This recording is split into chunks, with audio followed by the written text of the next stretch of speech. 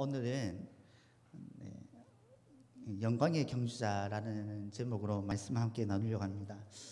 사무엘서를 이렇게 계속 나누면서 너무 무거운 주제로 계속 말씀을 나눈 것 같아서 오늘은 조금 밝은 마음으로 말씀을 나누고 싶어서 이 말씀을 잠깐 가져나왔습니다.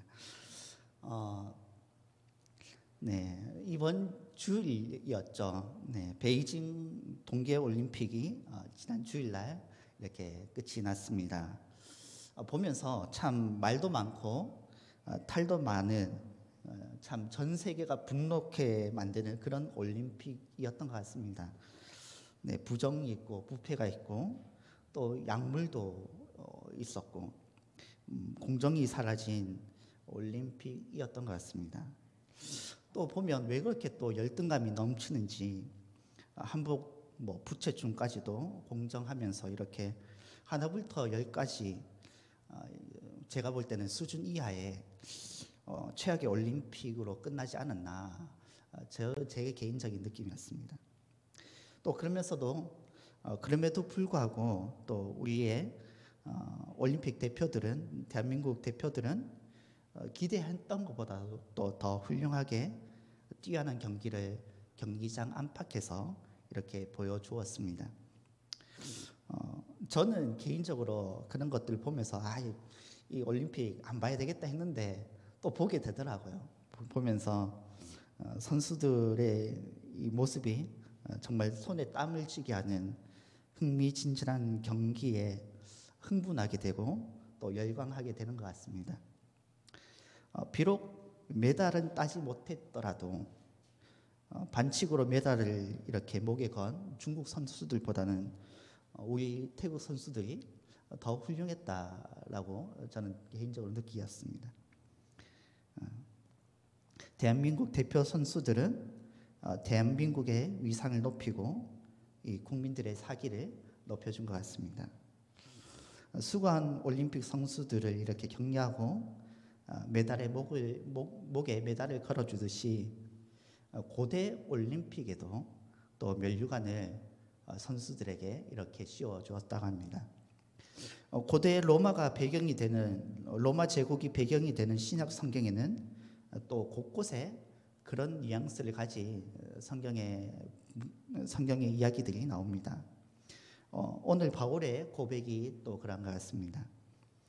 자신은 믿음의 경주자로서 최선을 다해 달려왔고 그래서 하나님께서 예비하신 면류관이 예비되었고 또 자신뿐만이 아니라 이 믿음의 경주자에게 자신과 같이 하나님 앞에서 최선을 다해 달려가는 믿음의 경주자에게는 동일한 믿음의 상급이 있다라는 게 오늘 말씀의 주제입니다.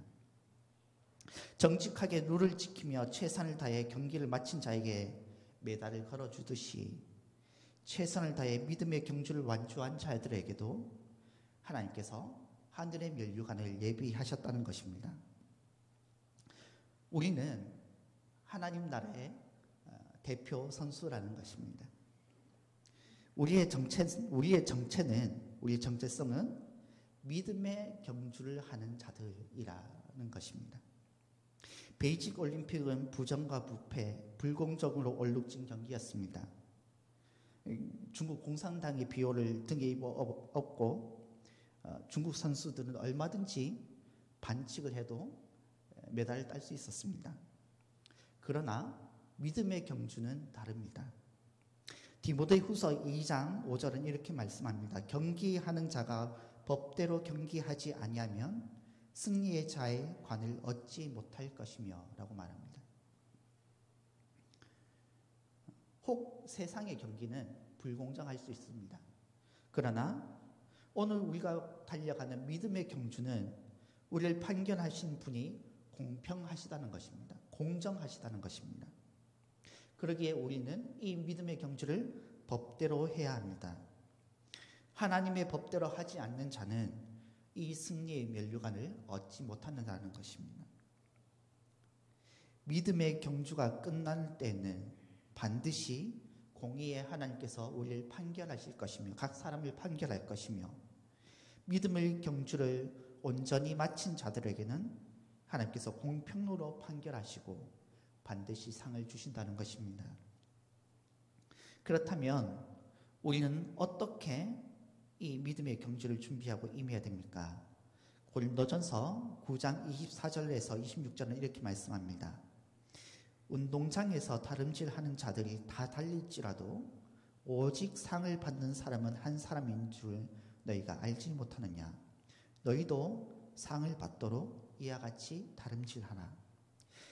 이기기를 다투는 자마다 모든 일에 절제하나니 그들은 썩을 승리자의 관을 얻고자 하되 우리는 썩지 아니할 것을 얻고자 하노라.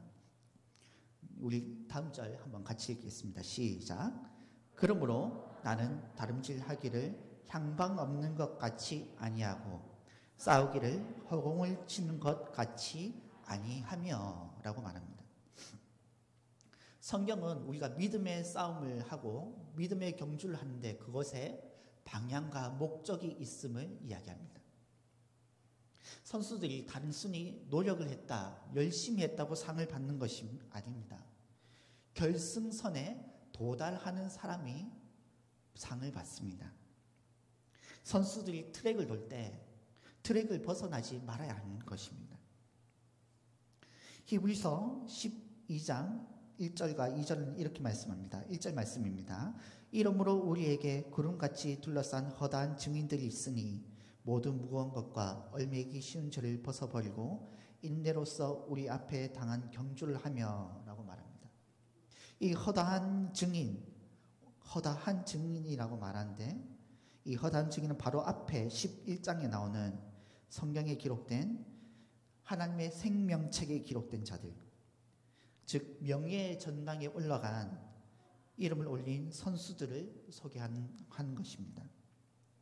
이 성경에 기록된 모든 선수들은 다 하나의 목적이 있었다는 것입니다. 2절 말씀 우리 한번 읽어보겠습니다. 시작. 믿음의 주여 또 온전하게 하시는 이인 예수를 바라보자. 아멘. 네. 이 모든 선수, 성경에 기록된 이 모든 선수들은 하나의 목적이 있었는데 그것은 바로 예수 그리스도였다는 것입니다.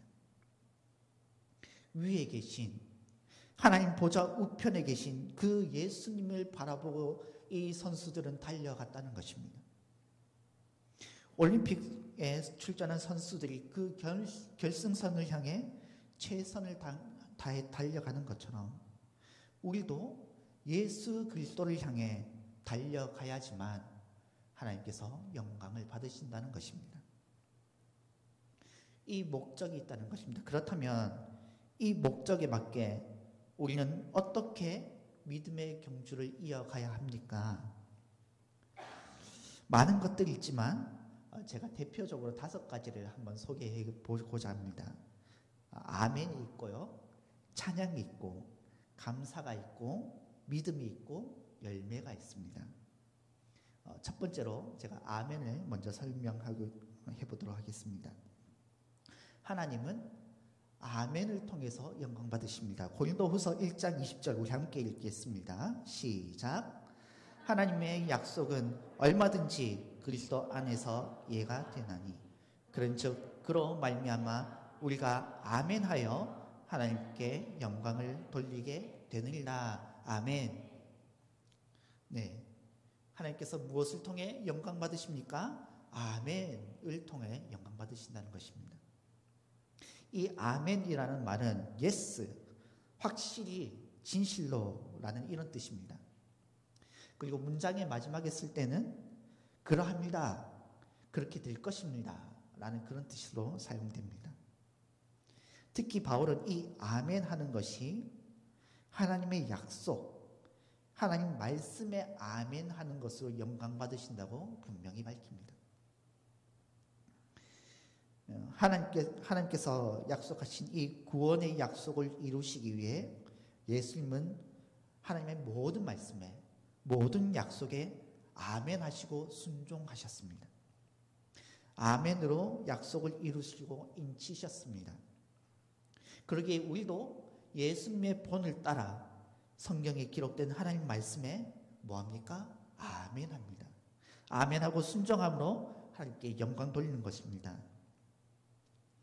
이 하나님 말씀 특별히 무엇에 아멘합니까? 먼저는 하나님의 주되심, 하나님의 다스리심에 아멘하는 것입니다. 하나님 당신은 나의 왕이십니다. 나의 주인이십니다. 나의 목자이십니다. 그것에 아멘하는 것입니다. 두 번째로 우리는 하나님의 계명에, 하나님의 말씀에 아멘하고 순종하는 것입니다. 그렇게 아멘으로 순종할 때 하나님은 우리의 경주에 영광 받으신다는 것입니다. 두 번째로 하나님은 찬양 가운데 영광 받으십니다. 우리 시편 22편 3절 말씀 함께 읽겠습니다. 시작.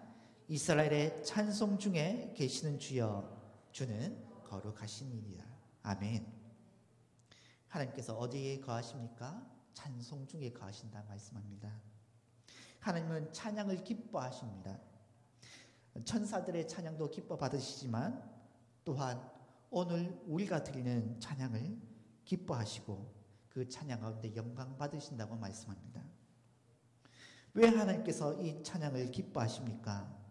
하나님께서 음악을 좋아하시는 분이라서 그렇겠습니까? 만약 그렇다면 하나님께서는 노래 잘하는 사람의 찬양을 기뻐하시겠죠. 만약에 노래를 못 부르면 길을 막으시겠죠. 그러나 하나님은 그러시는 분이 아니십니다. 하나님께서 찬양을 기뻐하시는 이유는 그 찬양 가운데 우리의 진심이 담긴 고백을 기뻐하신다는 것입니다. 세상도 찬양하고 노래합니다. 세상의 찬양은 무엇입니까? 세상은 나를 노래합니다. 세상은 내 감정을 노래합니다. 세상은 세상의 부귀영화를 노래합니다. 그러나 우리의 찬양은 하나님과 십자가의 영광을 찬양하는 것입니다. 찬양은 우리의 희노애락을, 우리의 진심을, 우리의 마음을 이 노래에 담아서 하나님께 드리는 믿음의 제사인 것입니다. 그래서 우리는 기쁠 때 찬양합니다.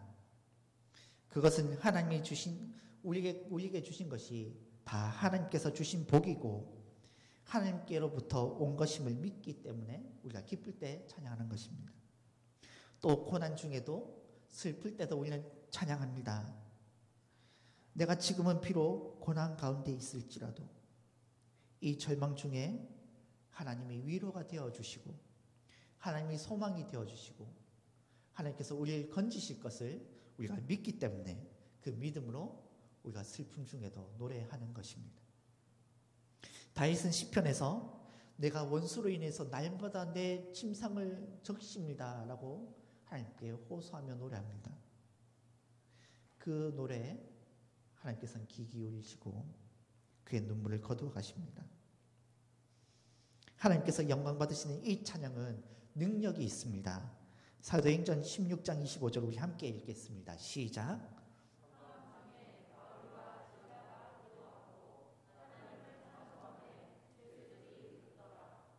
아멘.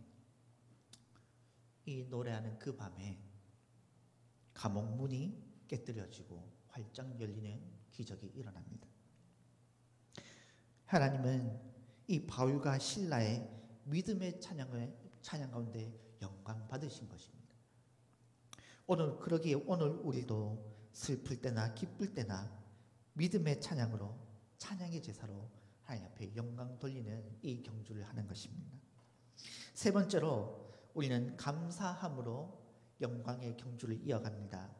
고린도후서 4장 15절 말씀입니다. 이는 모든 것이 너희를 위함이니 많은 사람의 감사로 말미암아 은혜가 더하여 넘쳐 하나님께 영광을 돌리게 하려 함이라. 아멘. 우리 시편 50편 23절 말씀 함께 읽겠습니다. 시작. 감사로 제사를 드린 자가 나를 영화롭게 하나니 그의 행위를 옳게 하는 자에게 내가 하나님의 구원을 보이. 아멘. 감사는 무엇입니까? 감사는 하나님을 인정하는 것입니다.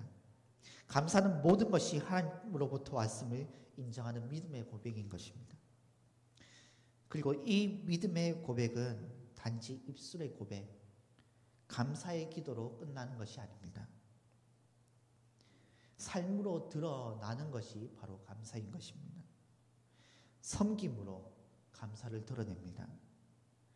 물질로 헌신하고 몸으로 봉사하며 감사를 드러내는 것이 바로 감사입니다. 교회에 봉사하며 성도를 섬기는 것은 감사의 연장인 것이죠. 이 섬김이 감사가 아니라 불평으로 섬긴다면 그것은 하나님께 전혀 영광이 되지 않는다는 것입니다. 작은 봉사라도 하나님 앞에 감사함으로 섬긴다면 하나님께서는 그곳에서도 영광 받으십니다. 또 우리가 아무리 큰 물질로 섬긴다 할지라도 거기에 감사가 없다면, 불평과 인색함 뿐이라면 그것은 하나님이 기뻐하지 않으십니다. 그러나 감사함으로 드린다면 하나님께서는 그것을 통해 영광 받으십니다. 예수님은 과부의 2렙돈을 칭찬하셨습니다. 혹 1,000원짜리, 10원짜리라도 그 하나라도 감사와 기쁨으로 하나님 앞에 드린다면 하나님은 그것을 통해 일하시며 영광 받으신다는 것입니다. 여러분, 감사로 하나님께 영광 돌리시기 바랍니다. 네 번째로, 하나님은 굳건한 믿음을 통해서 영광 받으십니다. 로마서 4장 20절 말씀입니다. 믿음이 없어 하나님의 약속을 의심하지 않고 믿음으로 견고하여져서 하나님께 영광을 돌리며. 아멘. 이 말씀은 아브라함을 설명하고 있는 말씀입니다. 아브라함이 처음부터 믿음이 있었던 자는 아니었습니다. 그러나 하나님과 함께 하면서 믿음이 점점 일어나게 됩니다. 그리고 이삭을 받을 때는 그 믿음이 견고하여져서 믿음으로 이삭을 받고 믿음으로 이스마엘을 떠나보내고 믿음으로 이삭을 하나님 앞에 올려드립니다. 하나님은 그의 견고한 믿음을 기뻐하시며 이삭을 통해 약속의 자녀를 주실 것을 약속하십니다. 창세기 22장 16절에서 18절 말씀입니다. 제가 한번 읽어보겠습니다. 이르시되 여호와께서 이르시기를 내가 나를 가리켜 맹세하노니 내가 이같이 행하여 내 아들 내 독자도 아끼지 아니하였은즉 내가 내게 큰 복을 주고 내 씨가 크게 번성하여 하늘의 별과 같고 바다의 모래와 같게 하리니 내 씨가 그 대적의 성문을 차지하리라. 우리 함께 읽겠습니다. 또 내 씨로 말미암아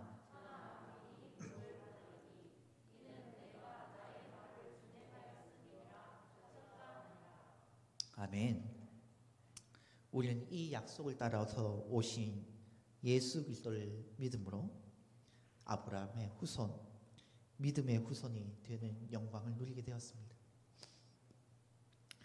그러기에 우리도 아브라함처럼 이 아브라함이 믿음에 견고하여져서 하나님께 영광이 되고 큰 축복을 받은 것처럼 우리도 하나님께서 주시는 그 약속과 소망을 견고하게 믿어야 하는 것입니다. 마지막으로 하나님은 열매를 통해서 영광 받으십니다. 빌립보서 1장 11절 말씀 우리 함께 읽겠습니다. 시작.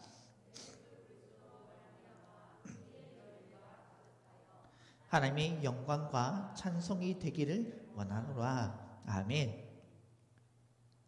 하나님은 우리의 믿음과 선한 사역의 열매를 맺게 하십니다. 그러기에 우리는 최선을 다해 선한 사역을 하고 하나님을 기쁘시게 해야 할 것입니다. 그리고 성경은 성도가 맺어야 할 의의 열매 중에 특별히 성령의 사람으로서 성령의 열매를 맺어야 함을 가르쳐 줍니다. 우리 잘 아는 말씀 갈라디아서 5장 21절 23절 말씀 함께 읽겠습니다. 시작.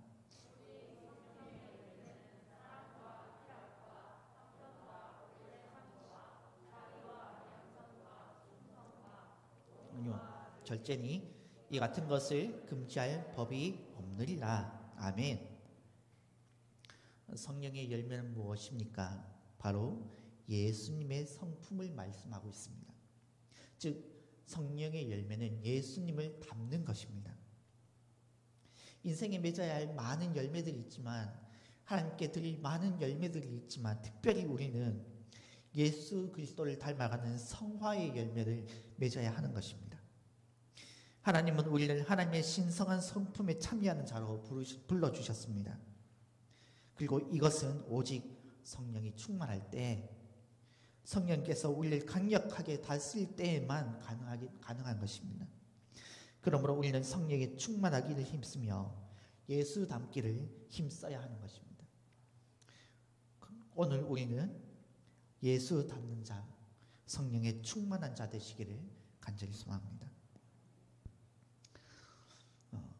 이렇게 경주하는 자들에게는 하나님께서 약속하신 선물이 있습니다.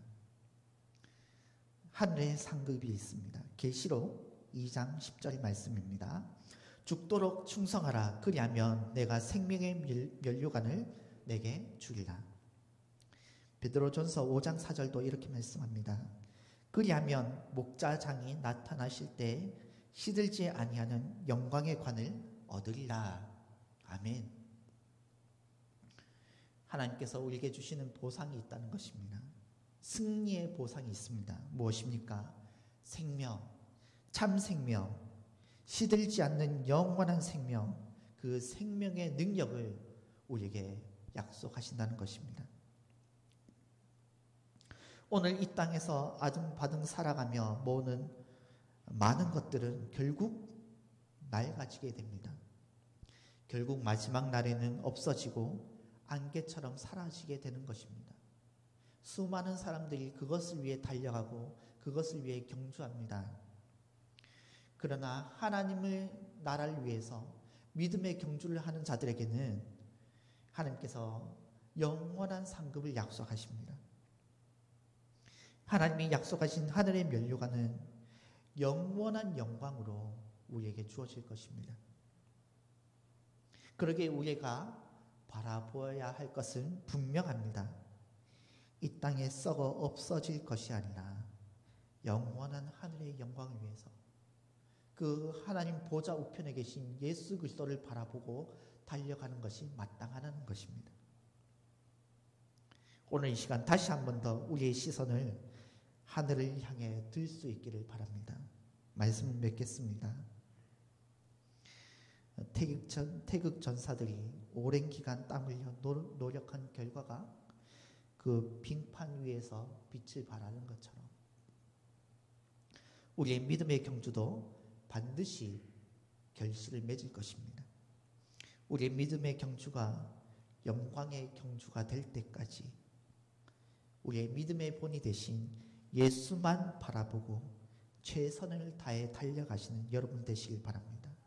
그리하여서 하나님의 기쁨과 영광이